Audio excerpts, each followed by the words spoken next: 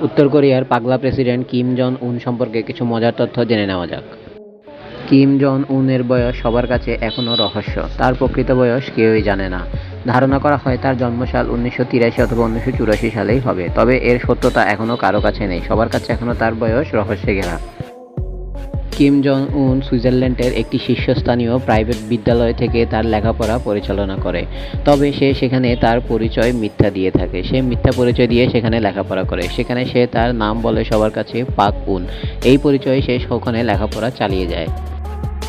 Kim Jong উন সুইজারল্যান্ডের cheese অনেক বেশি পছন্দ করত। সে শিক্ষাজীবনে অনেক বেশি সুইজারল্যান্ডের চিজ খেয়ে থাকতো, যার ফলে আজ সে এত গোলুমোলু হয়ে আছে।